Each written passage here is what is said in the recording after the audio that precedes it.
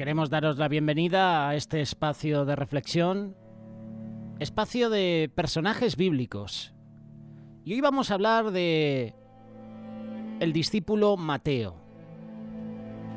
En las próximas semanas vamos a iniciar la serie de todo lo que rodea el nacimiento de Jesús. Nos gustaría empezar hablando de la genealogía de Jesús.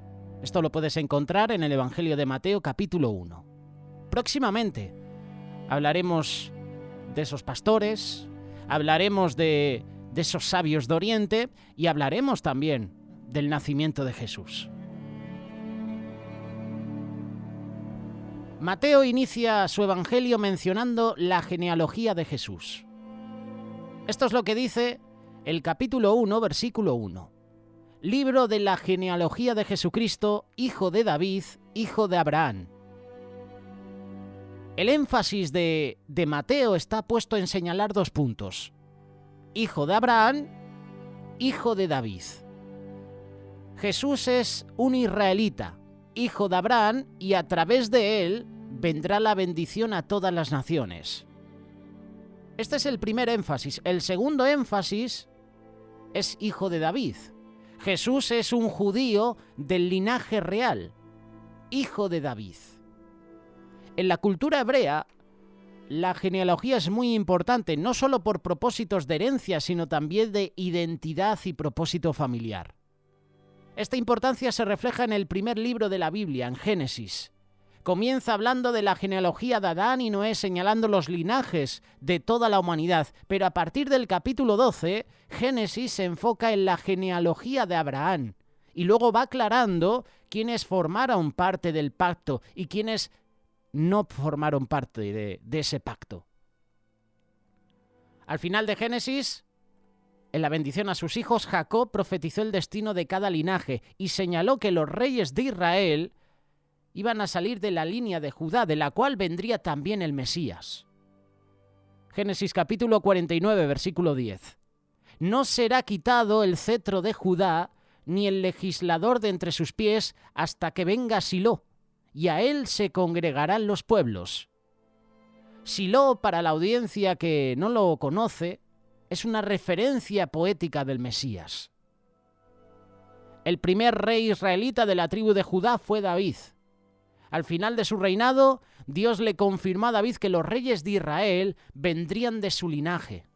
Esto lo puedes leer en el segundo libro de Samuel, capítulo 7, versículos del 8 al 16.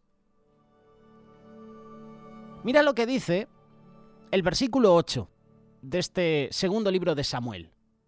Ahora pues, dirás así a mi siervo David: así ha dicho Jehová de los ejércitos: yo te tomé del redil, de detrás de las ovejas, para que fueses príncipe sobre mi pueblo, sobre Israel.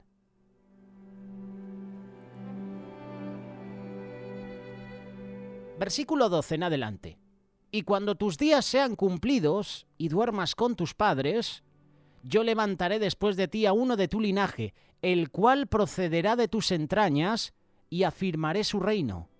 Él edificará casa a mi nombre, y yo afirmaré para siempre el trono de su reino. Será afirmada tu casa y tu reino para siempre delante de tu rostro, y tu trono será estable eternamente. Muchos han conectado esta profecía con Salomón, el hijo que heredó el trono de David, pero él no cumplió todos los puntos de esta profecía. El cumplimiento completo será con Yeshua, descendiente de David, cuyo reino será establecido para siempre. El reino, el trono de Salomón no fue establecido para siempre. El de Jesús, sí. A continuación, vamos a leer la genealogía de Jesús, tal como la presentó Mateo, y luego comentaremos sobre algunos puntos que podemos destacar de esta. Mateo capítulo 1, versículo 1. Prepárate porque vienen muchos nombres, y seguramente nombres que no conoces. Libro de la genealogía de Jesucristo, hijo de David, hijo de Abraham. Abraham engendró a Isaac, Isaac a Jacob, y Jacob a Judá y a sus hermanos. Judá engendró de Tamar a Fares y a Zara. Fares a Esrom y Esrom a Aram. Aram engendró a Aminadab. Aminadab a Naasón y Naasón a Salmón. Salmón engendró de Rahab a Booz. Booz engendró de Ruth a Obed y Obed a Isa. Isa o Isaí. Este engendró al rey David y el rey David engendró a Salomón, de la que fue mujer de Urías. Salomón engendró a Roboam, Roboam a Abías y Abías a Asa. Asa engendró a Josafat, Josafat a Jorán y Jorán a Ucías. Ucías engendró a Jotam, Jotam a Acaz y Acaz a Ezequías. Ezequías engendró a Manasés, Manasés a Amón y Amón a Josías. Josías engendró a Jeconías y a sus hermanos en el tiempo de la deportación a Babilonia. Después de la deportación a Babilonia, Jeconías engendró a Salatiel y Salatiel a Zorobabel. Zorobabel engendró a Abiud y Abiud a Eliaquín y Eliaquín a Azor. Azor engendró a Sadoc y Sadoc a Aquim y Aquim a Eliud. Eliud engendró a Eleazar y Eleazar a Matán. Matán a Jacob y Jacob engendró a José, marido de María, de la cual nació Jesús, llamado el Cristo. En esta genealogía hay varios puntos importantes que Mateo quería dejar claros. Pero claro, tú cuando lees tantos nombres puedes perder de vista esos puntos importantes. Veamos uno por uno. Genealogía de José. Y no es de extrañar que Mateo mencione la genealogía de José, ya en la cultura hebrea el linaje es determinado por ¿quién? Por el padre. Y curiosamente Mateo aclara que Jesús no era el hijo biológico de José. Mateo capítulo 1, verso 18. El nacimiento de Jesucristo fue así. Estando desposada María su madre con José, antes que se juntasen, se halló que había concebido del Espíritu Santo. José y María estaban desposados, es decir, ya se habían comprometido para casarse. Y en ese momento, ellos que estaban en el tiempo de espera para la boda, que solía ser un año, todavía no habían consumado el matrimonio. Debían esperar hasta el día de la boda para ello. Sin embargo, a los ojos de la ley, se consideraba que ellos ya estaban casados, ya habían como firmado el compromiso matrimonial, que en hebreo significa la ketubá. Si se rompía el compromiso, debían pasar por un proceso de divorcio.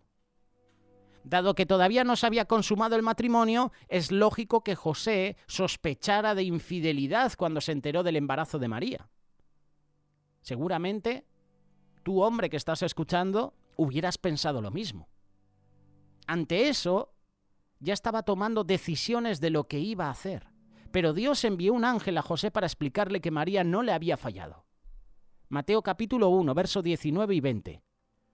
José, su marido, como era justo y no quería infamarla, quiso dejarla secretamente. Y pensando él en esto, he aquí un ángel del Señor le apareció en sueños y le dijo: José, hijo de David, no temas recibir a María tu mujer, porque lo que ella es engendrado del Espíritu Santo es. Toda esta historia entre José y María no era información pública. Se mantuvo en secreto porque la gente lo tomaría mal. Pero llegaría el momento en que todo saldría a la luz, en que todo esto se iba a revelar. Y Mateo vio la importancia de sacar a la luz la verdad para mostrar que Yeshua era el Mesías y tenía derecho a ser rey por ser del linaje de David. Curiosamente, para hacerlo debía probar que Jesús no tenía vínculo de sangre con José. Y esto te lo voy a explicar ahora, en este segundo punto, porque me parece muy interesante. Lo he leído de un estudio bíblico, donde habla un poquito sobre todas las genealogías. Hay un árbol cronológico prácticamente de todas las personas, empezando desde Adán hasta Eva. Y lo que te voy a comentar te va a sorprender.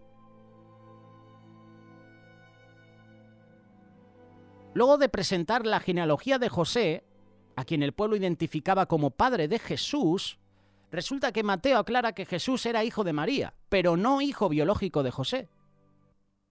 ¿Por qué Mateo presenta esta situación a todo el lector, a toda la persona que está leyendo el pasaje?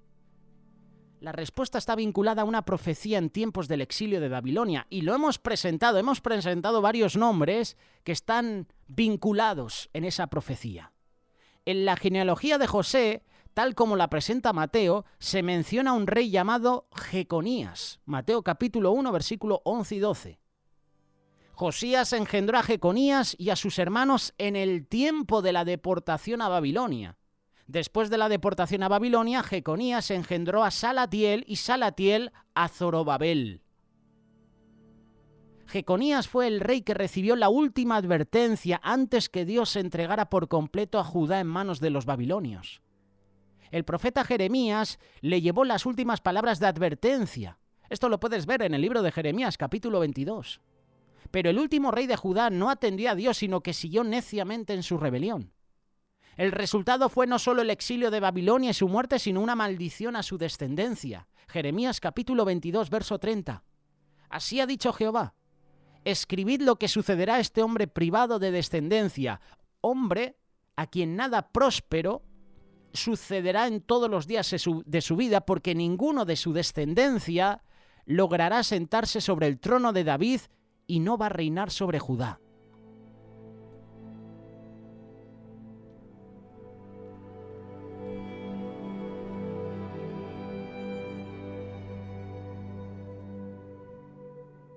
Interesante, ¿verdad?, lo que estamos leyendo. ¿Sabías tú esto? José, padre adoptivo de Jesús, venía de este linaje. Por lo tanto, ni él ni sus hijos podían optar a ser considerados como reyes en Israel. Si José no está en el linaje del rey, entonces ¿por qué Mateo se enfocó en él y no en el de María como lo hizo Lucas? Precisamente para aclarar este punto. La gente que conocía a Jesús creían que era el hijo de José el carpintero, pero era necesario aclarar que no lo era. En la cultura bíblica era una falta muy seria tener hijos fuera del matrimonio y la pena de adulterio era la muerte. Sabiendo esto, José quiso proteger a María. Mateo capítulo 1, verso 19. José, su marido, como era justo y no quería infamarla, quiso dejarla secretamente. Evidentemente José quería mucho a María, pero lo más probable es que no le creyó la historia de la, como se suele decir hoy en día, la Inmaculada Concepción. Por eso el Señor envió un ángel para aclararle las cosas a José. Versículo 20, Mateo capítulo 1. Y pensando él en esto, he aquí un ángel del Señor le apareció en sueños y le dijo: José, hijo de David, no temas recibir a María tu mujer, porque lo que en ella es engendrado del Espíritu Santo es. María no había sido infiel a José, ni había sido violada, como algunos dicen, sino que concibió milagrosamente por el Espíritu Santo. Hoy en día aún hay mucha controversia sobre este punto. Y seguramente también en aquel tiempo fue un escándalo cuando la verdad salió a la luz. Y bueno es mal que en esa época no había medios de comunicación, porque entonces aparecería este escándalo en todos los noticiarios.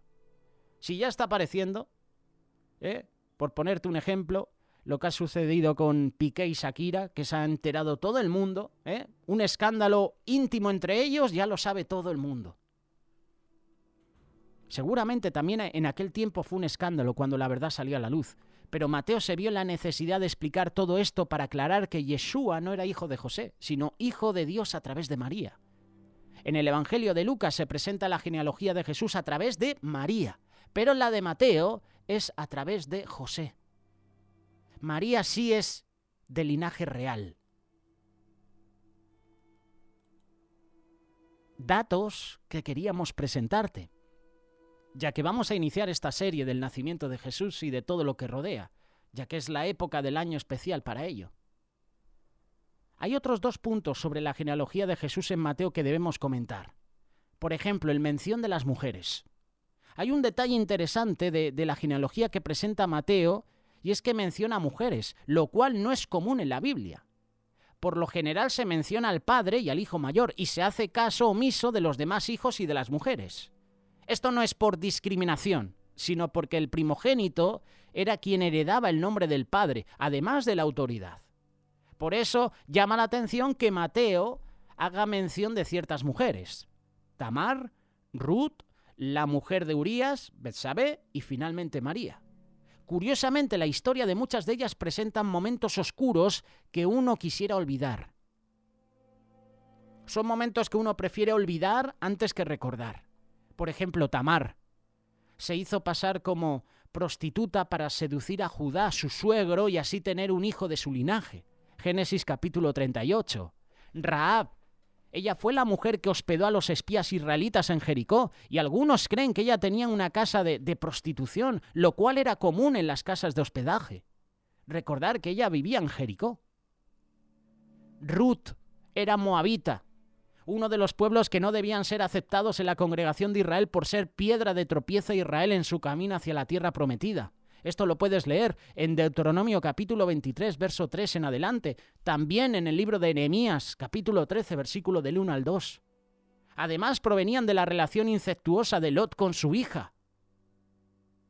Génesis capítulo 19, verso 29 en adelante. Y tenemos luego a Betsabé. A pesar de que era casada, tuvo un amorío con el rey David. El hijo de ese amorío murió, pero después se casaron y tuvieron a Salomón. ¿Por qué Mateo menciona a estas mujeres en particular, trayendo a memoria esas historias? Probablemente Mateo quiere mostrar que la familia de Jesús no era perfecta. En realidad no hay linaje humano que sea perfecto. Y esta lección, lo creas o no, nos debe alentar a todos, ya que nos enseña que no tenemos que tener un historial familiar perfecto para ser considerados por Dios. Todo lo que debemos tener es la voluntad de ser usados por Él. Someternos a su voluntad, tal como la tuvo Ruth, por ejemplo. La Biblia no crea fantasías, presenta al ser humano tal como es, con sus bondades, con sus puntos fuertes, pero también con sus debilidades, con sus errores. Dios no busca gente perfecta, Él las perfecciona. Dice la palabra que Dios escogió lo vil y menospreciado del mundo para avergonzar a los sabios, a los que se creían superiores a los demás. Y llama la atención que Mateo menciona a estas 4 mujeres: Tamar, Rahab, Ruth y Betsabé. El último detalle que vamos a ver de la genealogía es el tema del número de generaciones. Mateo capítulo 1, verso 17. Y esto a mí me fascina, me encanta porque ves que la Biblia no tiene contradicciones. De esto hemos hablado, la Biblia no se contradice. Aunque algunos dicen hay versículos que se contradicen, la Biblia no se contradice. Hemos hecho una reflexión al respecto. La puedes encontrar en la lista de reproducción de Meditaciones Cristianas. De manera que todas las generaciones desde Abraham hasta David son 14. Desde David hasta la deportación a Babilonia, 14. Y desde la deportación a Babilonia hasta Cristo, 14. 14, 14, 14. Uno podría sorprenderse de la casualidad, entre comillas, de número de generaciones, pero un estudio más profundo revela que Mateo se salteó una generación. Y cuando uno lo compara con otra, encuentra referencias en el Antiguo Testamento. Por ejemplo, la generación de Josías, Joacim, Jeconías. Esto lo puedes leer en el primer libro de Crónicas, capítulo 3, verso 15 en adelante. Y luego ves las generaciones que menciona Mateo capítulo 1. Josías, pero da el salto a Jeconías. Curioso, ¿verdad? En el libro de Primera de Crónicas menciona Josías, Joacim y Jeconías. Pero en la generación en Mateo capítulo 1 menciona Josías y pasa directamente a Jeconías. Parece que se ha saltado la generación de Joacim. La realidad es que estos saltos en las generaciones no son inusuales en la cultura hebrea, tal como se puede leer, por ejemplo, en Esdras capítulo 7, verso 1 en adelante. Y lo puedes comparar con el primer libro de Crónicas, capítulo 6, verso 4 en adelante. El propósito de Mateo no es hacer un árbol genealógico exhaustivo de Jesús, sino simplemente probar la conexión que José tiene con Abraham y con David. Los judíos usan mucho la numerología en sus estudios bíblicos, y el número 14 tiene una conexión con el nombre de David. El nombre de David tiene en hebreo 3 letras con los siguientes valores: Dalet, que es valor 4, Bab, que el valor sería 6, y Dalet, que sería 4, que da un total de 14. D4, V6, D4. 4, 6, 4. 14. Al mencionar 14 generaciones, la genealogía según Mateo deja esas 14 generaciones desde Abraham hasta David y luego 14 generaciones desde David hasta Jesús. De esta forma marca una conexión numérica entre David y la genealogía de Jesús. Aunque esto te puede parecer extraño, recuerda que Mateo escribió este libro para los judíos y usó la numerología como un instrumento para explicar su punto. Ahora llega una parte importante. Un punto que Mateo quiere dejar claro, y es que María era virgen cuando ella concibió a Jesús, como ya mencionamos. Y cuidado, porque hemos subido varias reflexiones al respecto sobre que hay personas, por ejemplo, la religión católica dice que María fue virgen. Pero María después tuvo hijos con José. De virgen se acaba ahí.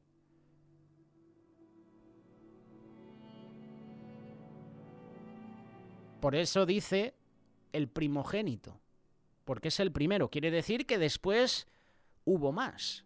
Si no hubiera dicho el unigénito, hijo de María. Es decir, sería único. Mateo aclara que María concibió por el Espíritu Santo. Mateo capítulo 1, verso 18. Relaciona esta concepción sobrenatural con una profecía de Isaías. Todo esto aconteció para que se cumpliese lo dicho por el Señor por medio del profeta cuando dijo: «He aquí, una virgen concebirá y dará a luz un hijo y llamará su nombre Emmanuel», que traducido es Dios con nosotros. En el contexto de Isaías, la profecía habla de una señal que pidió el rey Acaz y luego el Señor le ofreció una señal que sería el hijo. Isaías capítulo 7, verso 10. Habló también Jehová a Acaz, diciendo: «Pide para ti señal de Jehová tu Dios, demandándola ya sea de abajo en lo profundo o de arriba en lo alto». Y respondió Acaz: «No pediré y no tentaré a Jehová». Dijo entonces Isaías: «Oíd ahora, casa de David, ¿os es poco el ser molestos a los hombres, sino que también lo seáis a mi Dios? Por tanto el Señor mismo os dará señal. He aquí que la Virgen concebirá y dará a luz un hijo y llamará su nombre Emmanuel». Mateo notó que la profecía tenía doble cumplimiento. El nacimiento de una virgen es una señal que Dios dio a su pueblo para dar testimonio de la venida del Mesías. El Señor le reveló a José que María, su prometida, era aún virgen, a pesar de estar esperando bebé.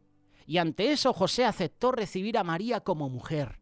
Lo puedes leer, Mateo capítulo 1, verso 24 y 25. Y despertando José del sueño, hizo como el ángel del Señor le había mandado y recibió a su mujer, pero no la conoció hasta que dio a luz a su hijo primogénito y le puso por nombre Jesús. Pero no la conoció hasta que dio a luz a su hijo primogénito. Con este versículo desmontamos lo que dicen muchas personas de que María no tuvo más hijos. Te puedo dar versículos con el nombre de los hermanos de Jesús. ¿Recuerdas el pasaje que dice: «Jesús, tu madre y tus hermanos están fuera. Sal a recibirlos»? No entiendo por qué todavía hay personas que dicen que María fue virgen y no tuvo más hijos. Hay versículos en la palabra de Dios que colaboran que María tuvo más hijos. Corroboran totalmente que María tuvo más hijos. Y en una situación tuve que poner versículos a una persona porque decía que esos eran versículos que habían agregado los evangélicos. Hay personas que son fanáticas y aunque tú le des versículos, te apoyes en versículos, haya vinculación, haya conexión entre otros pasajes, no creen. Hay personas que aunque no tienen razón, ellos piensan que sí la tienen. Y esto es un problema. Esto es un problema. Y dará a luz un hijo y llamará su nombre Emmanuel. Dios con nosotros. Pero no la conoció hasta que dio a luz a su primogénito. Si no diría unigénito, único. Dice primogénito. Es decir, el primero de varios. Y le puso por nombre Jesús. Su nombre Jesús. El nombre de Jesús no fue elegido por su madre o por su padre, fue revelado por Dios. Mateo capítulo 1, verso 21. Y dará a luz un hijo y llamará su nombre Jesús, porque él salvará a su pueblo de sus pecados. El nombre hebreo de Jesús es Yeshua. Seguramente así lo escribió Mateo en su libro. Yeshua significa salvación. Posteriormente fue traducida al griego como Yeshous.